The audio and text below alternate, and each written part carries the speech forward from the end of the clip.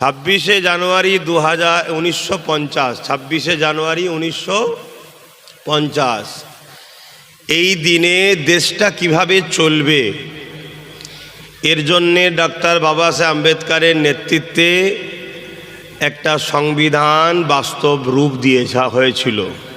এই দিন থেকে দেশকে সংবিধান অনুযায়ী পরিচালনা করার সূচনা শুরু হয়েছিল 26শে জানুয়ারি।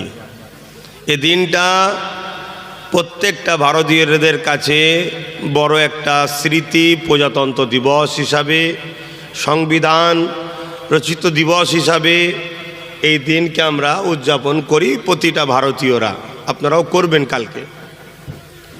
তা আমার আগামী কালকে এই হাওড়া জেলা উলুবেড়িয়ার ওখানে একটা প্রোগ্রাম আছে। গতকাল থেকে শুনছিলাম কোনোভাবে করতে দেবে না, এখানে ডিস্টার্ব, ওখানে ডিস্টার্ব, ওখানে ডিস্টার্ব, এ মাঠে এই, ওই মাঠে এই। ধরেন না পারমিশন নিয়েছে, হঠাৎ করে প্রশাসন ডেকে বলছে ওরা তো 1 মাস আগে পারমিশন নিয়েছে। প্রশাসনদের কিছু করার নেই, যদি না পা চাটে না জঙ্গল মহলে পেটিয়ে দেবে। কি করবে? তা যদি 1 মাস আগে ওরা পারমিশন নিয়েছিল, 10 দিন আগে যখন জমা দেওয়া হয়েছিল তখন তো বলে দেওয়া দরকার ছিল নাকি? না, পারমিশন নেয়নি। এদের দিবার সৎ ইচ্ছা প্রশাসনের ছিল, কিন্তু ওপর থেকে মানবরূপী পশু হুমকি দিয়েছে, তুই যদি আমার কথা না শুনিস ডিমোশন করে দেবো, প্রমোশন ছেড়ে দিয়ে। তারপরে আবার ওই বুঝতে পারছেন তো, কে কোথা রেপ করবে একটা পুলিশের নাম উঠে যাবে, যেমন সিভিকের নাম উঠছে, দেখছেন না? আমি তাকে ভালো বলছি না, সেও জড়িয়ে আছে, কিন্তু এইভাবে ফেঁসিয়ে দেওয়া হবে। তো যাই হোক, আমি যেটা বলতে চাইছি, তো এইভাবে বাধা আসবে, কিন্তু তারপরেও একটা ব্যক্তি নিজের পার্সোনাল জায়গাতে আগামীকাল প্রোগ্রামটা করবে, মেন রোডের ধারেই ওই প্রোগ্রাম হবে। আজকে এসে শুনলাম এখানেও নাকি সমস্যা, এখানে ধর্মসভা হবে, এখানেও নাকি সমস্যা। কি সমস্যা? না এদিক নয় ওদিক, ওদিক নয় ওদিক, এখানে নয় ওখানে, ওখানে নয় ওখানে।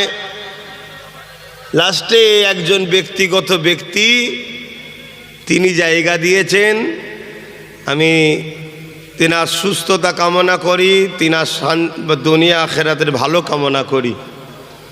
তা আমার এটা বলার উদ্দেশ্য এটাই যে মানবরূপী পশুরা সর্বসময় চাইবে মানববন্ধন, মানবতার কথা, ইনসাফের কথা, ইনসানিয়াতের কথা যেন না হয়। তা তোমরা যারা আসছো তোমাদের তো আরো জেদ হওয়া দরকার যে শয়তান যত লাফালাফি করুক, আমরা শয়তানের লাফালাফি দেখে ভয় খাবো না, চমকাবো না, অথচ আরো জেদ ধরে আরো বেশি বেশি করে দেখাবো। জোরে বলুন সুবহানাল্লাহ। যেমন একটা ওলির জীবনী পড়েছিলাম,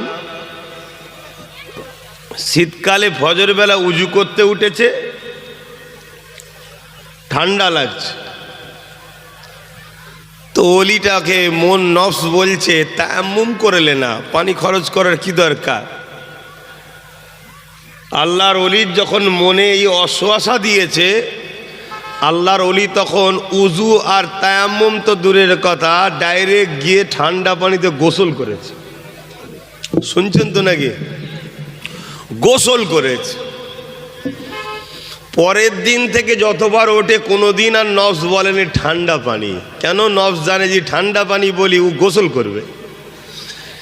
তা শয়তান যত তোমাকে ডিস্টার্ব করবে আরো বেশি করে করতে হবে, যাতে শয়তানও ভাবে কে ঘেঁটিয়ে লাভ নেই। শেষকালে আমার ঘরে এসে 40-এ না কর দিয়ে যায়, 40-এ বোঝেন তো?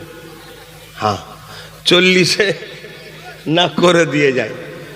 কথা বুঝে আসছে তো নাকি? হ্যাঁ, খবরদার এতটুকু মনে রাখবেন, জালিমদের সাথে আল্লাহ নেই, জালিমদের সাথে আল্লাহ নেই, মজলুমদের সাথে আল্লাহ আছে, এটা মাথায় রাখবেন। যাক, আমি আলোচনার দিকে যাচ্ছি। যারা আসছেন একটু চট বিছিয়ে দাও, কেন ঘাস তো অনেক মোটা হয়ে আছে। কথা বুঝে আসছে?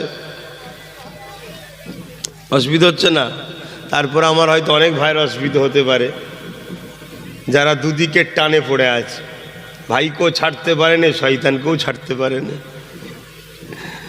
আর যারা একদিকে চলে এসেছে, ভাই ছাড়া কিছু বোঝে নেই, তাদেরকে তো কাদাতে আমি দেখেছি তো কাদাতে বসে ওয়াজ শুনেছে। আমার কাদা একটু কাদা, সেখানে দাঁড়িয়ে দাঁড়িয়ে ওয়াজ শুনে, রোদে পানিতে ভিজে ভিজে, আমি দেখেছি তো। অথচ কোনো তাবারুকও নেই, পয়সা তো দূরের কথা, কি আমি দেখেছি তো।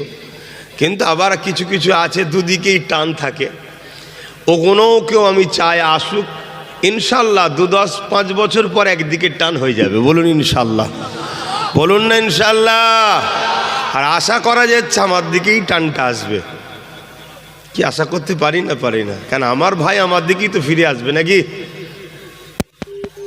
দরুদ শরীফ আল্লাহুম্মা সাল্লি আলা,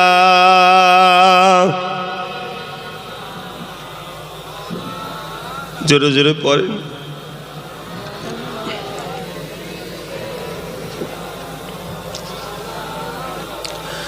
আউযু বিল্লাহি মিনাশ শাইতানির রাজীম।